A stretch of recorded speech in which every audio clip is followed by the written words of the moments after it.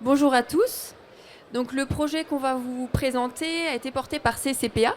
Donc, CCPA, en deux mots, c'est une union de coopératives qui a été lancée il y a 60 ans par plusieurs coopératives agricoles françaises dans le but de mutualiser la recherche et l'innovation dans les productions animales.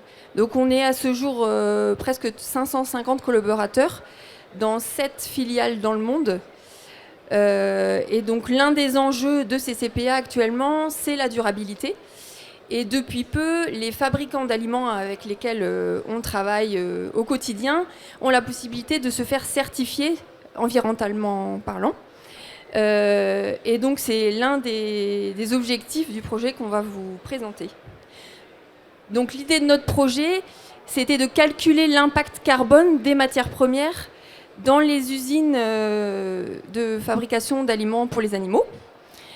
Donc l'objectif, c'était d'accompagner nos clients fabricants d'aliments dans leur démarche environnementale et sur cette certification environnementale.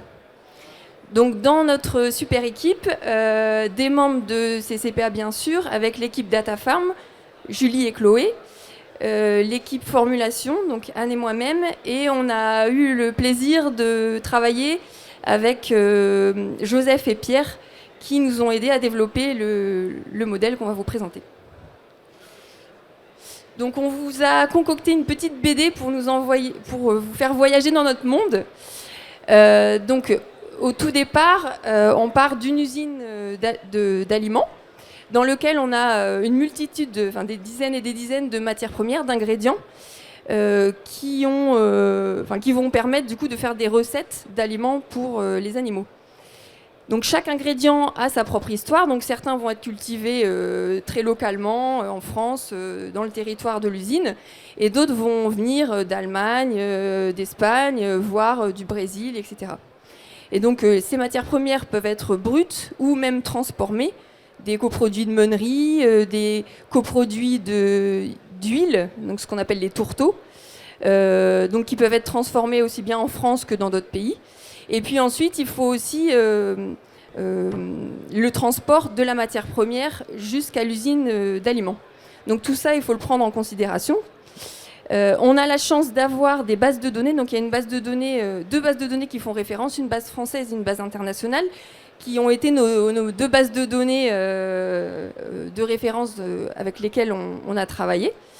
Mais malheureusement, certaines matières premières que l'on utilise dans nos usines ne sont pas présentes dans ces deux bases de données. Donc l'un des enjeux de ce projet était de trouver des proxys, donc des données qui permettent de trouver des données manquantes du coup. Donc il fallait trouver la bonne proxy qui soit bien adaptée à la matière première. Donc l'outil qu'on a déployé, c'était justement un outil qui soit clair pour notre client fabricant d'aliments et qui puisse prendre en compte toutes ces données-là et qui puisse proposer plusieurs scénarios de proxy aux fabricants qui allaient trouver la bonne solution derrière. Donc au final, les nutritionnistes qui sont dans les usines de fabrication d'aliments ont à la fin la liste de toutes les matières premières avec les impacts carbone et tous les impacts aussi liés au transport. Donc pour réaliser notre projet, donc, comme Amélie l'a dit, on avait deux bases de données, Ecoalim, une base de données française, et GLFI, une base de données internationale. On a utilisé également un guide méthodologique qui comprend des logigrammes qui nous permettent de faire des choix dans les bases de données. Voilà, des logigrammes qui sont objectivés. Et évidemment l'expertise métier pour notamment toutes les matières premières qui sont manquantes dans les bases de données et pour lesquelles il faut faire des choix pour les remplacer. Donc le modèle qu'on a utilisé, donc, c'est un LLM qui va aller parcourir nos bases de données en respectant les logigrammes et le guide méthodologique. Et pour les matières premières manquantes, donc il va aller essayer de trouver le meilleur proxy suivant plusieurs caractéristiques qu'il va justifier lui-même. Là, pour l'exercice, on lui a fait générer 4 proxys. Et donc ça nous permet un gain de temps, d'aller récupérer les données dans la base de données, réassurer les décisions, donc c'est-à-dire être sûr qu'on respecte bien le guide méthodologique et chaque logigramme, puisqu'il y en a plusieurs, et d'harmoniser les estimations, surtout pour les proxys qui sont plutôt subjectifs, et donc ça nous permettait de pouvoir objectiver les demandes et de garder une traçabilité. Donc on va vous présenter 3 petites vidéos de démo qui sont un peu nos 3 modèles types. Donc la première possibilité, c'est de proposer une matière première. Alors ici, le tourteau de colza, qui est une matière première végétale. La graine vient ici du Canada. Et par contre, elle a été triturée, donc transformée en France. Donc ensuite, on lance l'outil. Et il va aller chercher du coup la bonne donnée dans la bonne base de données avec le bon transport. Donc ici, vous voyez, il a trouvé l'impact ici, en haut, bon, ça passe très vite. On a l'impact avec toute la traçabilité de la base de données et ensuite aussi la donnée qui est liée au transport. Donc là, on a notre donnée finale. Ensuite, pour les nutritionnistes, en fait, il y a plein de matières premières. Donc l'idée, dans une usine, c'est de pouvoir les intégrer en masse dans l'outil et de pouvoir faire le travail de façon beaucoup plus rapide. Donc là, on a pu aller jusque-là, on a intégré tout ça, et l'idée, c'est aussi de pouvoir ici, par exemple, vous voyez tourteau de colza, 50, on ne l'en voit pas, mais c'est la pondération de l'approvisionnement dans l'usine. C'est-à-dire, dans notre usine, on a du tourteau de colza avec des graines qui viennent de France et d'Ukraine, 50% de chaque.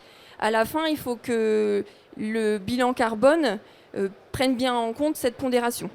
Donc là, l'outil calcule en masse toutes les matières premières qu'on en a proposées, avec cette partie pondération, en ayant bien sûr intégré les pays d'origine de la graine et les pays de transformation. Et ensuite, on va avoir tous les résultats dans un tableau, avec toute la traçabilité. Donc sur la droite, on a quelle base de données a été utilisée, quelle donnée de transport a été utilisée, bien sûr quels sont les impacts pondérés, et quelle est la bonne donnée qui a été utilisée derrière. Donc on a toute la traçabilité qui permet la certification. Et ici à droite, les petites coches vertes, ça veut dire que l'outil a bien fait le match. Ce qu'il a trouvé, c'est exactement ce qu'il cherchait. Et les petits points d'exclamation, ça permet à l'utilisateur de se dire qu'il y a eu un proxy de fait. Ça vaut peut-être le coup d'aller regarder et avoir son propre avis. Donc le but de l'outil, c'est aussi de faire monter en compétence les fabricants d'aliments et de se faire aussi leur propre avis sur les bases qui sont assez récentes. Il y a des données qui manquent et donc d'avoir aussi un regard un petit peu critique sur tout ça. Donc à la fin de tout ça, l'utilisateur peut télécharger et l'intégrer directement dans ses outils au quotidien. Et la troisième partie, c'est de pouvoir intégrer une matière première qui n'existe pas dans les bases de données. Donc là, on a pris un exemple de la pulpe de raisin. Le raisin, origine de France, bien sûr, transformé en France. Et derrière, l'outil va nous faire 4 propositions de proxy selon 4 critères que l'on a proposés à l'outil. Donc il y a un critère plutôt lié à la géographie, un critère plutôt lié à l'itinéraire technique de la matière première, parce que ça joue beaucoup sur l'impact carbone, bien sûr, et le bon compromis que nous fait l'outil tout à droite. Donc là, l'utilisateur va pouvoir cocher la valeur qui lui semble la plus pertinente à partir de toutes les informations que lui donne l'outil. Et on a du coup, à la fin, toute la traçabilité qui va bien pour suivre d'une fois à l'autre. Parce que le challenge aussi, c'est que les bases de données évoluent et que tout est mis à jour régulièrement. Donc l'outil permet d'intégrer tout ça.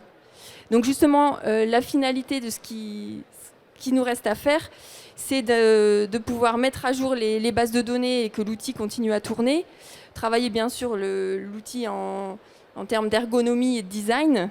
Et en tout cas, un grand merci à toute l'équipe, notamment Pierre et Joseph, qui nous ont donné un bon coup de main. Et c'est un beau travail de collaboration. On est très satisfaits de l'outil.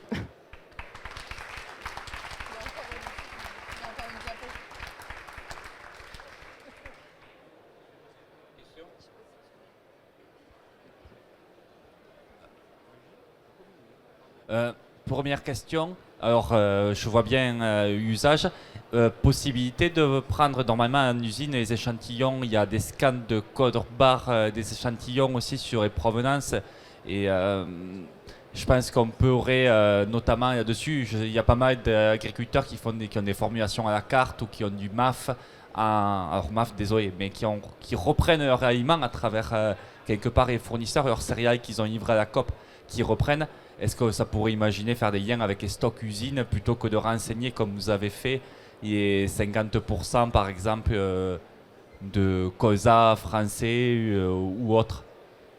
C'est pas si simple que ça, même de collecter tous les données à l'échelle d'une usine d'aliments.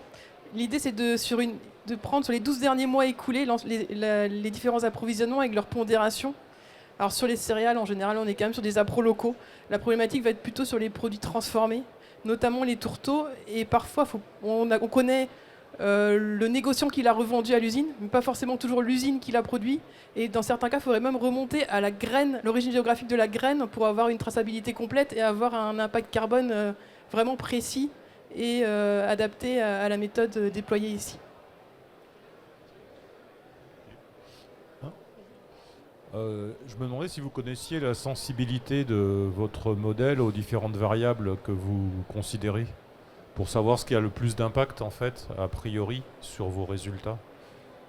Ce n'est pas quelque chose qu'on a travaillé. Après, les données qu'on utilise dans les bases de données ont elles-mêmes une valeur de fiabilité qui est liée au calcul, aux données aussi qui ont été prises pour les obtenir, les itinéraires techniques, les données, les années qui ont été prises en référence, etc. Mais on ne l'a pas intégré dans le modèle ici.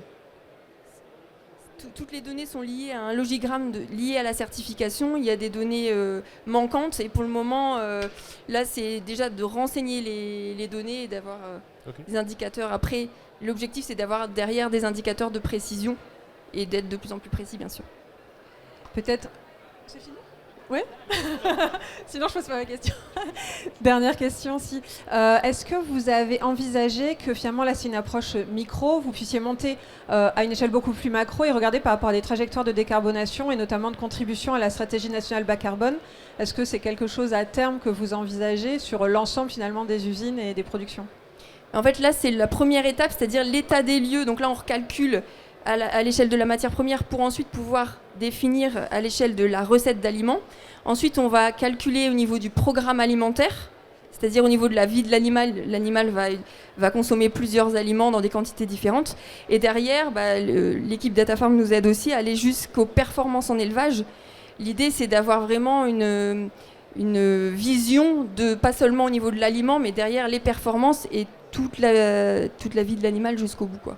Avec des stratégies, pas seulement aliments, mais jusqu'à des stratégies d'élevage. Et CCPA est là-dedans aussi.